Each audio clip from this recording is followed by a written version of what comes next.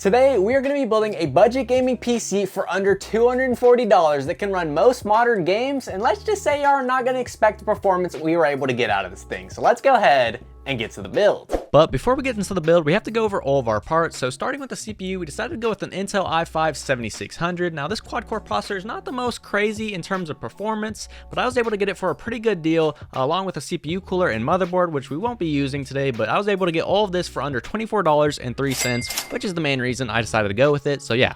Now for the motherboard, I decided to go ahead and go with the Asus Q170MC Micro ATX board, but I didn't get one of these. I got a lot of 5 of these, and I didn't really need the other 4, so I decided to go ahead and sell those, which pretty much covered the price for what I paid for all of them, as well as the one I decided to keep. So, I was able to get this motherboard for free, which is very nice, but you can usually get these going around for like 30 to 40 bucks. But it's a pretty standard board, not too much upgradability on this thing, no NVMe drive. The RAM speeds are pretty standard, but it's a pretty basic motherboard for this budget build, and it pretty much does everything that we need it to do. So, not too much to complain about, especially for that free price. Now for the GPU, I decided to go ahead and go with the EVGA GTX 1060 SSC. This is the 6GB variant as well as the 2-fan variant, as y'all can see. And I was able to get this for around $70.36, which is a really good deal, seeing as I was going to originally go with the GTX 1050 Ti, but those range from like $50 to $150, and that's not even including shipping or all of the other fees. So I was really happy I was able to get this.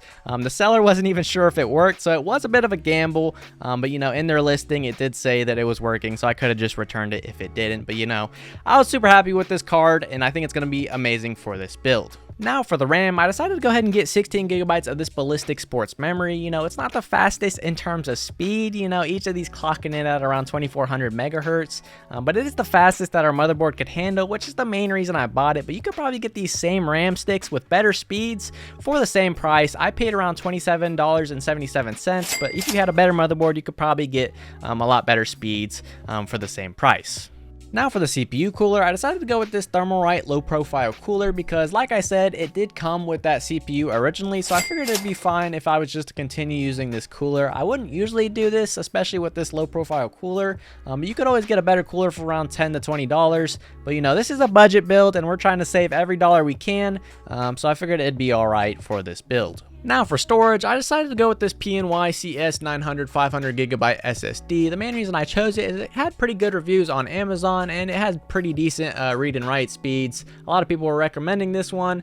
I would have went with an NVMe SSD, but we don't really have one of those slots on our motherboard and those are pretty expensive. But I was able to get this SSD for $32.46, and I think it'll be wonderful for this build.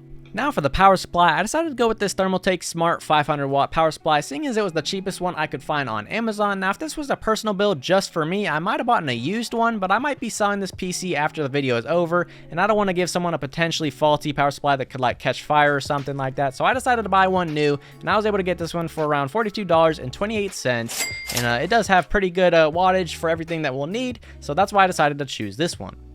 Now for the case, I decided to go with the Cooler Master MasterBox Q300L for the main reason, again, is it was the cheapest case I could find on Amazon. But this neat little case is a micro ATX case. You won't be able to fit a full ATX motherboard in here, but it can do everything that we need it to do, and it also comes with a cool acrylic panel right there, which you don't see too often on these cheaper ones. But I was able to get this case for around $41.29, which is a pretty good price for this budget build. So now let's waste no more time and get to the build.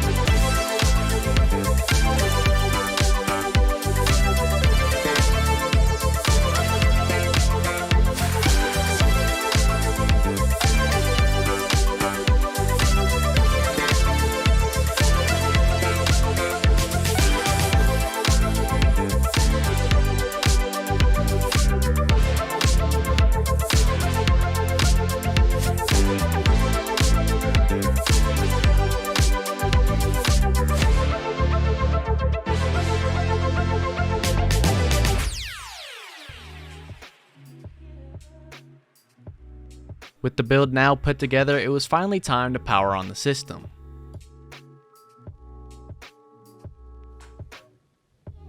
Hooray! And just like that, the system was able to boot up. After that, I then decided to install Windows, which is definitely a lot faster installing to an SSD compared to the last build we did. It was definitely a lot faster. Now that Windows was installed, I decided to go ahead and also download Steam as well as some games and 3D Mark so we could go ahead and benchmark the system. The first game I decided to try out was Grand Theft Auto 5. I know it is a pretty old game as it came out in 2013, but it's still an open world where there's still a lot of stuff going on, so to test out the game I decided to go ahead and run the benchmark tests. Now I'm still unsure on what settings it uses for these benchmark tests or if it's just testing the overall capabilities of your PC, but I'll go ahead and let the results speak for themselves.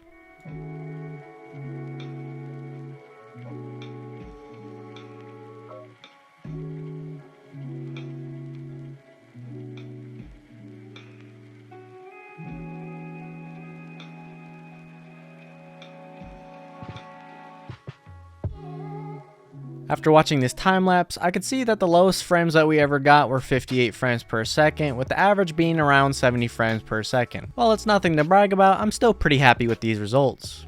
As said previously, I'm not sure on what settings the benchmark uses, but I just wanted to show y'all that I had all the settings set to the highest that they could go.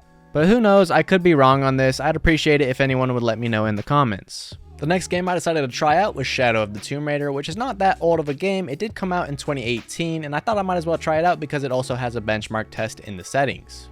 Once there, I decided to go ahead and change the preset to the highest settings and go ahead and run the benchmark.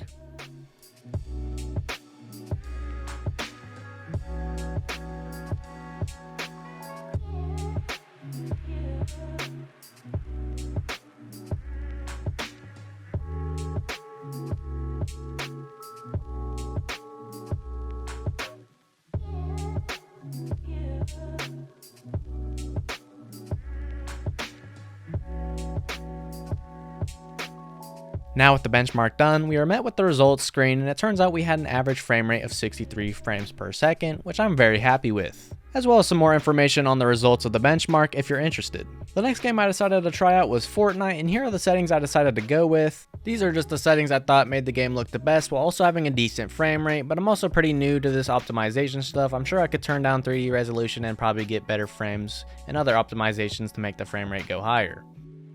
After hopping into the game, the frames were a little bit of everywhere, and then as soon as I hopped out of the bus, it did get a little bit choppy, but it got better as soon as I landed. Also, I know I probably could have done a better job recording the frames, but I didn't think that far ahead, so I apologize.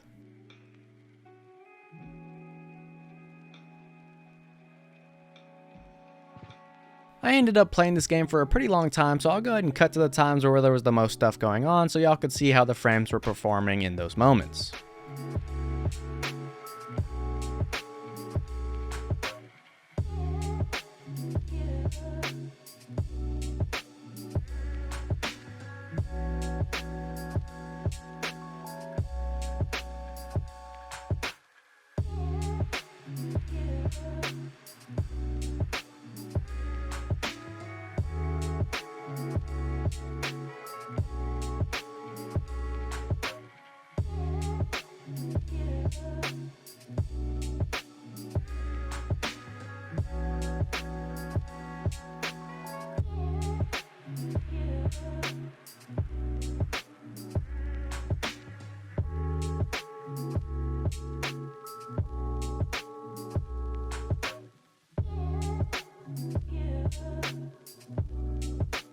After watching this whole recording back, I honestly couldn't tell y'all the average frames we were getting. All I know is it was playable, but then again, I was a console gamer most of my life, so I don't know if you can really trust me with that information, but I'm pretty happy with the results.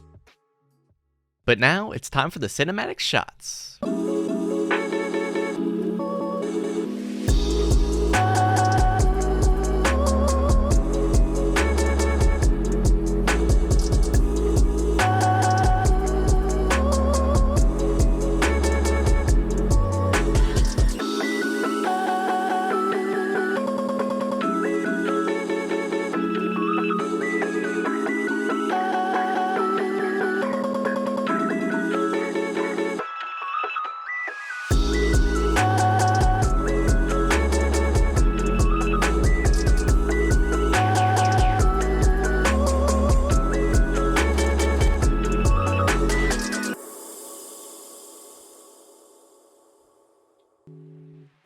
But anyways, guys, that is going to be the end of this budget build PC. You know, I am super duper happy with the way that this thing was able to come out, you know, and super happy with the performance, especially for that price. You know, we only built this thing for $238, which is not the most, obviously, but you know, it's still a lot of money. But you know, it's not too much money when we're talking about building computers. But I'm super happy with how this thing came out, and I hope y'all enjoyed. Let me know down in the comments if y'all would have any choices y'all would have made differently, or parts that you would have bought with the same amount of money. I'd be happy to hear them. But yeah, guys, that is going to be the end of this video. I hope you enjoyed. If you did, feel free to drop a like, comment, and subscribe. Peace out.